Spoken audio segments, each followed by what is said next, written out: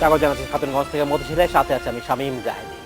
চলতি অর্থ বছরের দ্বিতীয়ার্ধের জন্য উৎপাদন সহায়ক সতর্ক মুদ্রানীতি ঘোষণা করেছে বাংলাদেশ ব্যাংক। এই মুদ্রানীতি অনুযায়ী জিডিপি প্রবৃদ্ধির লক্ষ্য ধরা হয়েছে 7.2 এবং জুন শেষে গড় মূল্যস্ফীতি ধরা হয়েছে 5.8%। আজ আমরা আলোচনা করব নতুন মুদ্রানীতি নিয়ে। এই নিয়ে কথা বলতে আমার সাথে জড়িত রয়েছেন সাবেক তত্ত্বাবধায়ক সরকারের সাবেক অর্থ উপদেষ্টা ডক্টর এবি মির্জা আজিজুল ইসলাম। ডক্টর ইসলাম, আপনাকে স্বাগত জানাচ্ছি অনুষ্ঠানে। কেমন আছেন আপনি? ধন্যবাদ। আজ আমরা আলোচনা করতে চাচ্ছি নতুন মুদ্রানীতি, যেটা কিছুক্ষণ আগে বাংলাদেশ ব্যাংক ঘোষণা করেছে। আমরা যারা দেখছি যে ঘোষণা অনুযায়ী যে জিডিপি প্রবৃদ্ধি হার ধরা হচ্ছে 7.2 এবং জুন শেষে মূল্যস্ফীতি বলা হচ্ছে যে 5.8%, যেটা আসলে আমাদের বাজেটের সাথেই সম্পৃক্ত থেকেই করা হয়েছে। এবং আমরা যদি ঠিক লক্ষ্য করি যে গত বছরে যে ধরনের মুদ্রানীতি ঘোষণা করা হয়েছিল ঠিক মোটামুটি একই রকম। কারণটা কি এবং এটা কি ঠিক হলো কিনা আপনার কি মনে হয়? এই যে টার্গেটের যেটা ওটা প্রবৃদ্ধি এবং মূল্যস্ফীতি, এটা তো বাজেটের যে ঘোষণা ছিল সেই ঘোষণা। তো এখানে তো বাংলাদেশ ব্যাংক নতুন করে কিছু বলছে না, বা তাদের নিজস্ব কোনো এস্টিমেট তারা দিচ্ছে না। তো আমি মনে করি যে কেন্দ্রীয় ব্যাংক হিসেবে তাদের নিজস্ব এস্টিমেট থাকা উচিত। সেটা যদি সরকারের এস্টিমেটের সাথে মিলতেও পারে, কিছুটা হয়তো তফাৎ হতেও পারে আর কি। তো যাই হোক, সেটাকে কিছু করা হয়নি।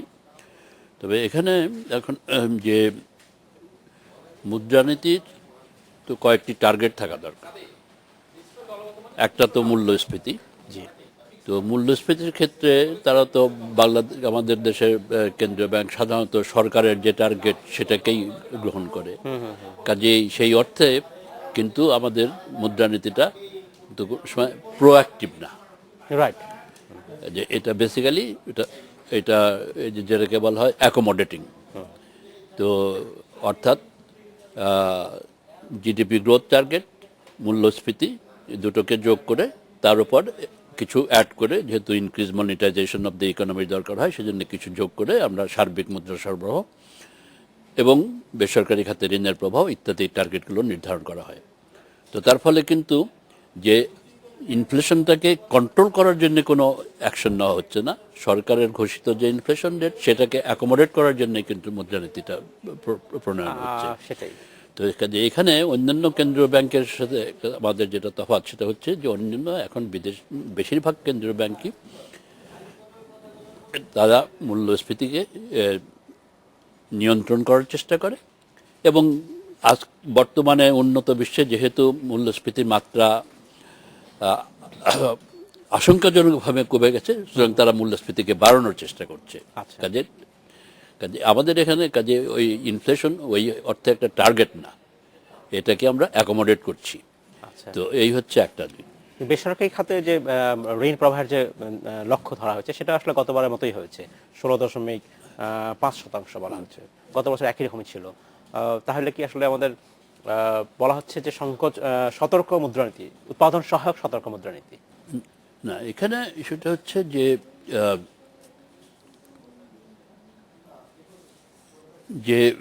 টার্গেট ছিল গত 6 মাসের যেটা, সেটা ছিল যে প্রাইভেট সেক্টর ক্রেডিট গ্রোথ ছিল 16.5%। জি, এবারও এই একই টার্গেট রাখা হয়েছে। কিন্তু গত 6 মাসে প্রাইভেট সেক্টর ক্রেডিট, এখানে বলা হচ্ছে যে নভেম্বরে private sector credit grew by 15% in November. তার মানে ওই টার্গেট কিন্তু অর্জিত হয় নাই লাস্ট হাফের যে আর কি। এখন এবারও ঠিক একই টার্গেট রাখা হয়েছে। সেই টার্গেটটা ওই আমি আগে যেটা বলেছি যে ইনফ্লেশন আর জিডিপি গ্রোথ রেট অ্যাড করে তার উপরে কিছু মার্জিন রাখি, এটা অ্যাকোমোডেটিভ। হ্যাঁ, সুতরাং সেদিক থেকে কোনো সমস্যা না। কিন্তু সমস্যাটা হচ্ছে যে এই যে বেসরকারি খাতে ঋণের প্রবাহের টার্গেট অর্জিত হচ্ছে না, এটার মূল কারণ হচ্ছে চাহিদার সমস্যা।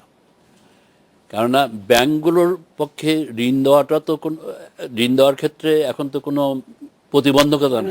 বলা হচ্ছে যে ব্যাংকগুলো অলস অর্থ নিয়ে প্রচুর অতিতারল্য বিদ্যমান, এবং এই অতিতারল্যটা এটা ক্রমেই বেড়ে যাচ্ছে। এই যেমন ধরুন মে 2014-তে এন্ড মে 2014-তে এটা ছিল 1,02,000 কোটি টাকা। এটা এন্ড অক্টোবর এটা 1,25,000 কোটি টাকা চলে গেছে এক্সেস লিকুইডিটি। আচ্ছা আচ্ছা। কাজে ব্যাংকদের তো ঋণ দেওয়ার ক্ষেত্রে তাদের কোনো আহ, আহ, অসুবিধা নেই, মানে ফাইন্যান্সিং দিক থেকে কোনো অসুবিধা নাই, কিন্তু সমস্যাটা হচ্ছে চাহিদা নাই, সুতরাং তারা ঋণ দিতে পারছে কেন না। চাহিদা হচ্ছে না? এখন চাহিদা যে হচ্ছে না তার কিছু কারণ তো আছে, হচ্ছে যেটা মুদ্রানীতি দিয়ে অ্যাড্রেস করা যাবে না, যেমন অবকাঠামোর দুর্বলতা যদি বলি, বা ওই দুর্নীতির কথা যদি বলি, এবং সুশাসনের কথা অনেকে বলছে, সুশাসনের কথা যদি বলি, এই যে is of doing business indicators সেটা বলছেন। বা ইয়েতে কি বলে গভর্নেন্স ইন্ডিকেটার্স, আমাদের অবস্থা অনেক নিচে ইত্যাদি। ইভেন ইলেকট্রিসিটি কালেকশন পেতে এখন লাগে 400 দিনের উপরে। সেটাই। যদিও ইলেকট্রিসিটির এমনিতে সমস্যা কিছু সমাধান হয়েছে, সম্প্রতি বিডা একটা ডিসিশন নিয়েছে যে 28 দিনের মধ্যে ইলেকট্রিসিটি কানেকশন দেওয়া হবে, দেখা যাক কতদূর কার্যকরী হয়। কিন্তু এটা ছাড়াও মুদ্রানীতির জন্য যেটা বিশেষভাবে প্রণিধানযোগ্য সেটা হচ্ছে সুদের হার। ধন্যবাদ জনাব ইসলাম। আমরা তার আগে নেব ছোট্ট একটি বিরতি। আমরা নিচ্ছি অল্প সময় একটি বিরতি, আমাদের সাথে থাকবেন, ফিরছি এক্ষুনি। পরে ফিরছি আলোচনায়। ডক্টর মির্জা আজিজুল ইসলাম, আপনাকে স্বাগত জানাচ্ছি আরেকবার। আমরা কথা বলছিলাম যে কেন আসলে ইনভেস্টমেন্ট বিনিয়োগ হচ্ছে না। আপনি বলছিলেন বেশ কিছু কারণ, আপনি আরেকটি কারণের কথা বলছেন, সুদের হারের কথা বলছিলেন। তো কাজে আমি এই যে প্রকৃত খাতের যে অন্যান্য সমস্যা আছে, মুদ্রানীতির বাইরের সমস্যা, সেগুলো আপনি আর এখন মুদ্রানীতির কনটেক্সটে খুব বেশি আলোচনা করতে চাই না। কিন্তু মুদ্রানীতির তো সুদের হারের উপরে একটা নিয়ন্ত্রণ রাখা, সেটা তো হচ্ছে মুদ্রানীতির একটা অত্যন্ত গুরুত্বপূর্ণ লক্ষ্য এবং উদ্দেশ্য। তো এখানে এখন যে আমরা যেটা দেখতে পাচ্ছি যে আমাদের দেশে স্প্রেড যেটা, অর্থাৎ ডিপোজিট রেট এবং লেন্ডিং রেটের মধ্যে যে তফাৎটা, সেটা সামান্য কমেছে। এবং এখানে বলা হয়েছে সার্বিকভাবে ব্যাংকিং সিস্টেমে 0.2% কমেছে। কিন্তু এর সাথে সাথে আবার ইনফ্লেশন রেটও তো কমেছে। জি। কাজেই ওই যে ল্যান্ডিং রেটের যেটা কমেছে, অ্যাডভান্সের উপর যে রেটটা, সেটা খুব বেশি মাত্রায় কমে নেই। আচ্ছা, এখন আবার অন্যদিকে ডিপোজিট রেটও কমে গেছে। যেমন এখন আমার কাছে যে পরিসংখ্যান আছে, এই নভেম্বর 2016-তে স্টেট ওন ব্যাংক তারা ডিপোজিটের উপরে দিচ্ছে, তাদের অ্যাভারেজ রেট হচ্ছে 5.2%, ফরেন ব্যাংকস 1.8%, আচ্ছা, এবং লোকাল প্রাইভেট ব্যাংকস 5.5%। এখন এই হায়েস্ট এটা যদি 5.5%ও ধরি, ইনফ্লেশনও তো তার সমান। জি। তার মানে হচ্ছে আমি যদি টাকা রাখি ব্যাংকে, আমি তো এর থেকে কোনো পাচ্ছি না, বরং আমার যে যদি বিদেশি ব্যাংকে রাখি বা স্টেট ওন ব্যাংকে যদি রাখি, তাহলে তো আমার অ্যাকচুয়ালি নেগেটিভ রিটার্ন হচ্ছে। তো কাজেই এখানে তো যদি আমি ডিপোজিট রেট কমিয়ে দিই লেন্ডিং রেটের সাথে, তাহলে তো ব্যাংক থেকে টাকা বেরিয়ে যাবে। এবং আমি এটা এর আগে আমি একটা লক্ষ্য করে দেখেছিলাম যে ব্যাংকের যে ডিমান্ড ডিপোজিট গ্রোথ, সেটা জুলাই টু নভেম্বর মাসে এটা নেগেটিভ গ্রোথ, -5% আর কি। এবং তার একটা প্রতিফলন আমরা দেখতে পাচ্ছি যে কিছু ফান্ড কিন্তু ওই ক্যাপিটাল মার্কেটে নিশ্চয়ই ডাইভার্টেড হচ্ছে আর কি, যেহেতু লোকে ব্যাংক থেকে টাকা নিয়ে ওইখানে রাখছে আর কি। তো যেটা ক্যাপিটাল মার্কেটে আমরা সম্প্রতিকালের যে আপসার্সটা দেখেছি। তো কাজেই আমাদের এখন যদি লেন্ডিং রেট কমাতে লাগে, ডিপোজিট রেট না কমিয়ে, তাহলে আমাদের স্প্রেডটা কমাতে লাগে। এবং স্প্রেডটা কমানোর জন্য যে প্রয়োজন, তার কোনো দিক নির্দেশনা আমি দেখছি না। নীতি নির্ধারণে যে সুদের হার, যেটা রেপো এবং রিভার্স রেপো, প্রথমত সেটা তো অপরিবর্তিত, এবং গত বছরের মতো অপরিবর্তিত রাখা হয়েছে। সেটা তো অপরিবর্তিত থাকছে, এক নম্বর। দুই নম্বর হচ্ছে স্প্রেডের পেছনের যে অন্য কারণ, একটা তো হচ্ছে যে আমাদের দেশে ব্যাংকের সংখ্যা অনেক। তো অনেক ব্যাংকের সংখ্যা থাকা হয় কি, যে ফাইন্যান্সিয়াল সেক্টরে এবং বিশেষ করে ব্যাংকিং সেক্টরে স্কেল ইকোনমি বলে একটা কথা আছে। অর্থাৎ আমার যদি বেশি বিজনেস থাকে, তাহলে আমি কম ইউনিট প্রাইস নিয়েও আমি ভালো প্রফিট করতে পারি। কিন্তু যদি আমার ভলিউম অফ বিজনেস কম থাকে, তখন তো আমি চেষ্টা করব আমার ওই ইউনিট প্রাইসটা বাড়িয়ে আমার রেভিনিউ টার্গেট মিট করার জন্য। তো এখন আমাদের দেশে তো এই যে মাননীয় অর্থমন্ত্রী কিছুদিন আগে বলেছিলেন যে তিনি একটা ব্যাংক মার্জার আইনের চিন্তা ভাবনা করছেন। তবে আমার ধারণা যে এটা বাস্তবায়ন হবে না। এবং এই জাতীয় কোনো নীতি নির্ধারণ নির্দেশনাও কিন্তু এবং আছে বলে মধ্যে মনে হচ্ছে কিছু না, নাই মনে একটা হচ্ছে না। দ্বিতীয় আরেকটি বিষয় হচ্ছে যে আমাদের দেশের যে নন পারফর্মিং লোন বা ক্লাস শ্রেণীকৃত ঋণ সেটার মাত্রা ক্রমশ বেড়ে যাচ্ছে। এটাও আমি যেটা দেখতে পাচ্ছি যে এটা এখানেও এই বিষয়ে মনিটারি পলিসিতে খুব একটা কিছু বলা হয় নাই।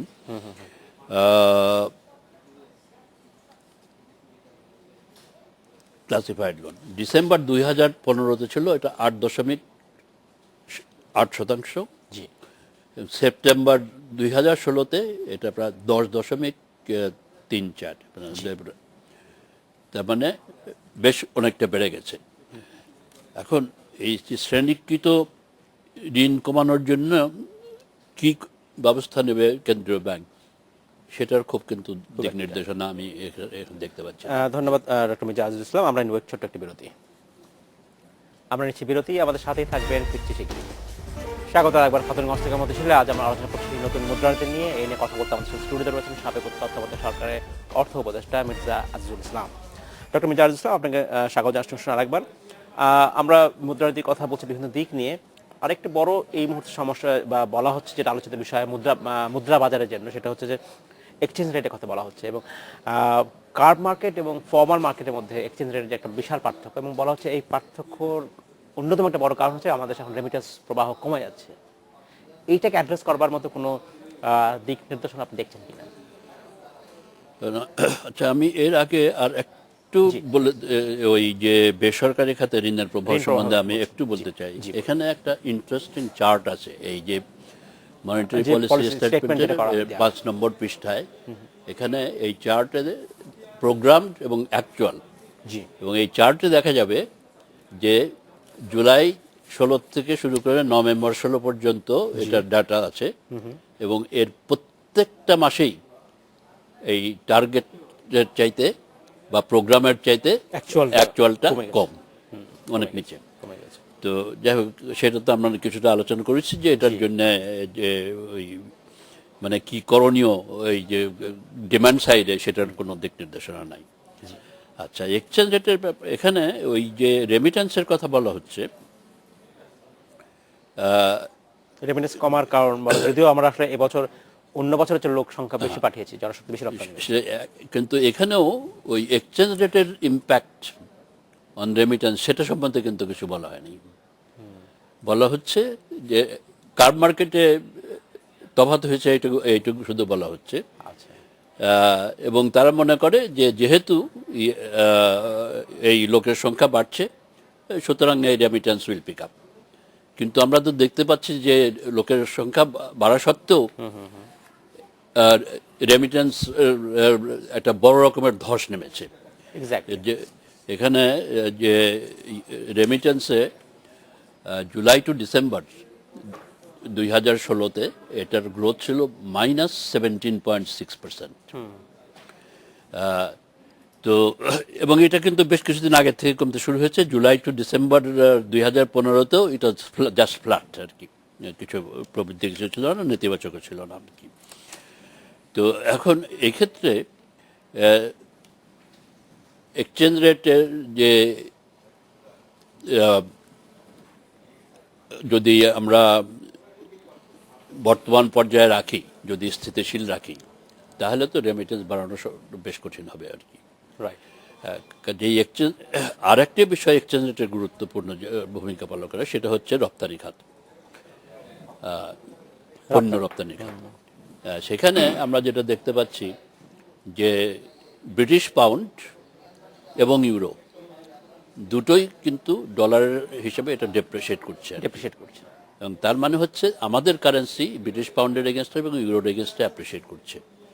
তো সেটা হলে কিন্তু আমাদের রপ্তানি, এবং ইতিমধ্যেই রপ্তানিকারক তাদের সংখ্যার কথা বলছেন, এবং তারা বলছেন যে আমাদের টাকা আসলে ডিভ্যালুয়েশন হওয়া উচিত, না হলে আসলে রপ্তানিতে আমরা আমাদের যে এজ কম্পিটেন্স আমাদের কমে যাবে। এবং রপ্তানি খাতের যে ইতিমধ্যে যে পারফরমেন্স আমরা যেটা দেখতে পাচ্ছি, সেটা তো মোটেই সন্তোষজনক না। কিন্তু একই সাথে আবার জুলাই টু ডিসেম্বর 2016-তে এখানে রপ্তানি খাতের পারফরমেন্স ছিল, এক্সপোর্ট গ্রোথ ছিল 4.4%।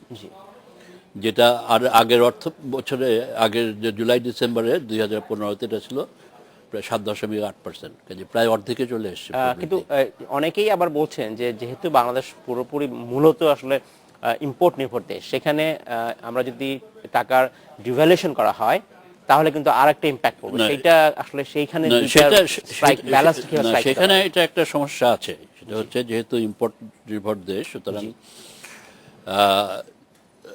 আমাদের তো যদি আমদানিকৃত পণ্যের দাম বেড়ে যায় তাহলে এখানে উৎপাদন খরচ বেড়ে যাবে ইত্যাদি, এগুলো কাজে এটা একটা ইনফ্লেশনকে মাথাচাড়া দিতে পারে। তবে রপ্তানিকারকরা কিন্তু কোনো সময় ডিভ্যালুয়েশনে অ্যাডভার্সলি এফেক্টেড হয় না। তার কারণ হচ্ছে যে তারা চাইবে এবং তার যেটা ভ্যালু এডিশন দেবে সেটার উপরে তো সে বেনিফিটটা পাবে। তার যদি গ্রস, সুতরাং তারা তো অ্যাডভার্সলি এফেক্টেড হবে না। তবে অ্যাডভার্সলি এফেক্টেড হবে যে যারা যদি কনজিউমার গুডস তো আমাদের খুব বেশি ইয়ে হয় না, আমদানি হয় না, এটা তো টোটাল ইম্পোর্টেড লেস দেন 20% হলো কনজামশন গুডস। তবে ডোমেস্টিক প্রোডাকশনের জন্য যারা র মেটেরিয়াল বা ইন্টারমিডিয়েট গুডস ইয়ে করে তারাও তো এফেক্টেড হতে পারে। যারা ডোমেস্টিক প্রোডাকশন, রপ্তানিকারকরা অ্যাডভার্সলি এফেক্টেড হবে না, কারণ তারা তাদের as long as the production cost is lower than the gross export value, তারা তো ওখানে যেটা এক্সচেঞ্জ রেটটার সুবিধাটা পায় পুরোটা এক্সপোর্ট ভ্যালুর উপরে, যে এখানে কস্ট বাড়লেও কিন্তু তাদের ডিফারেন্সিয়ালটা ইমপ্রুভ করবে আর কি। সুতরাং এটা মূলত ডোমেস্টিক ইউজের জন্য যে সমস্ত প্রোডাকশন হবে সেগুলো তো এখানে, কাজে তার ফলে একটা মূল্যস্ফীতির একটা চাপ সৃষ্টি হতে পারে, কাজে কিছুটা ব্যালেন্সিংয়ের দরকার আছে আর কি। তবে বর্তমানে যেহেতু বিশ্ববাজারে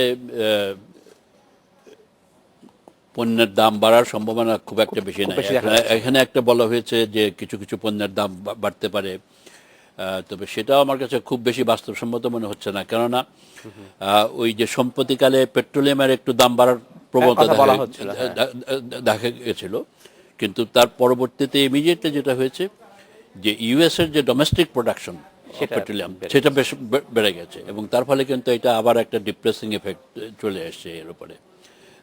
তো কাজেই আমার মনে হয় এক্সচেঞ্জ রেটের আর একটু কিছুটা বাস্তবসম্মত হওয়া উচিত। তো সেটা কি হবে সেই এখানে কিছু বলা হয় না, শুধু বলেছে যে Bangladesh bank will maintain flexible exchange rate policy. Doctor Mirza Azizul Islam, আপনাকে ধন্যবাদ। আজকে শেষ করতে হচ্ছে আমাদেরকে, ভবিষ্যতে আপনার সাথে আমরা আবার কথা বলবো। ধন্যবাদ। এই ছিল আজকের আমাদের খাতুনগঞ্জ থেকে মধু ছিল, আমাদের সাথেই থাকবেন, দেখা হবে আবার।